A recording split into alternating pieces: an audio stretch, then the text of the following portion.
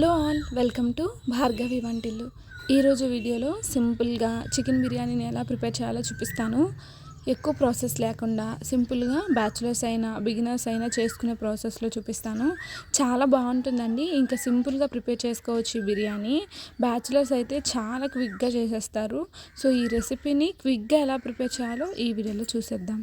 ముందైతే 1/2 kg వరకు చికెన్ని తీసుకొని ఇలా బాగా శుభ్రం చేసుకొని తీసుకోవాలి.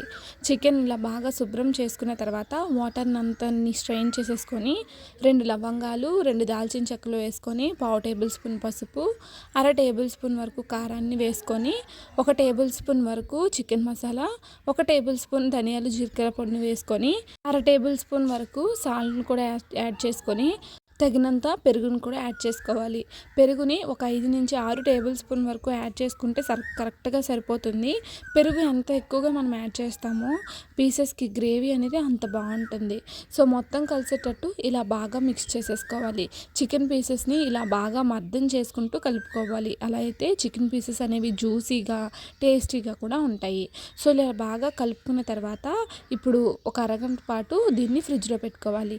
ఎప్పుడు చికెన్ బిర్యానీ చేసుకున్నా ఒక అరగంట లేదా పావు గంట పెట్టుకోవడం వల్ల చికెన్ మంచి టేస్టీగా ఉంటుంది. ఇప్పుడు మనం 1/2 kg వరకు చికెన్ తీసుకున్నాం కాబట్టి 1/2 kg వరకు రైస్ని వేసుకొని అందులో తగినన్ని నీళ్ళు పోసుకొని ఇందులో దాల్చిన చెక్క లవంగాలు బిర్యానీ మసాలా ఉంటే బిర్యానీ మసాలాని యాడ్ చేసుకొని తగినన్ని పచ్చిమిర్చిని కూడా వేసుకొని మొత్తం కలిసేటట్టు మిక్స్ చేసేసుకొని హై ఫ్లేమ్లో పెట్టుకొని ఉడకనివ్వాలి. రైస్ అనేది మనకి ఎంతగా బాయిల్ అవుతుందో అంతవరకు బాయిల్ అయ్యేంత వరకు ఉడికించుకోవాలి. బాస్మతి రైస్ని ఒక అరగంట సేపు నానబెట్టుకోవడం వల్ల బాస్మతి రైస్ అనేవి పొడుగ్గా వస్తాయి. సో 1/2 అవర్ వరకు నానబెట్టుకొని కొంచెం సేపటికి ఈ విధంగా పొంగొస్తుంది. ఈ టైంలో కలుపుకుంటూ కుక్ చేసుకోవాలి.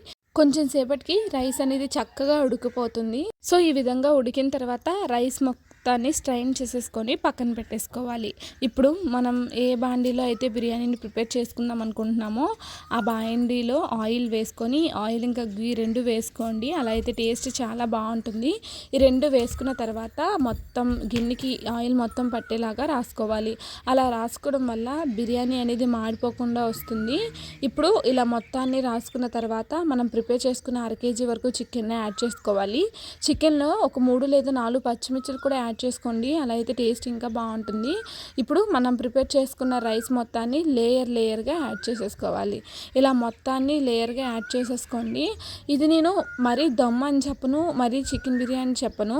ఇంగ్రీడియంట్స్ ఎక్కువ లేనప్పుడు ఇలా కూడా ప్రిపేర్ చేయొచ్చు అని చెప్తున్నాను. సో మొత్తం రైస్ని వేసుకున్న తర్వాత దానిపైన కొద్దిగా బిర్యానీ మసాలాను కూడా యాడ్ చేసేసుకొని మనం ప్రిపేర్ చేసుకున్న రైస్ వాటర్ ఉంటాయి కదా అందులో కొంచెం పసుపుని యాడ్ చేసేసుకొని మొత్తాన్ని వేసుకోవాలి. అలా వేసుకోవడం వల్ల కలర్గా వస్తుంది. మనకి ఇంకా హెల్తీగా కూడా ఉంటాము. ఇప్పుడు మూత పెట్టుకొని హై ఫ్లేమ్లో ఒక 10 నిమిషాలు మీడియం ఫ్లేమ్లో 15 నిమిషాలు ఉడకనివ్వాలి. ఒక అరగంట తర్వాత చూడండి ఇలా పర్ఫెక్ట్గా కుక్ అయిపోతుంది.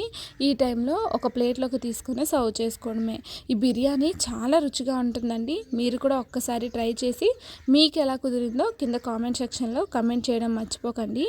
ఈ వీడియో కనుక నచ్చినట్టయితే లైక్ చేసి షేర్ చేసి సబ్స్క్రైబ్ చేయండి.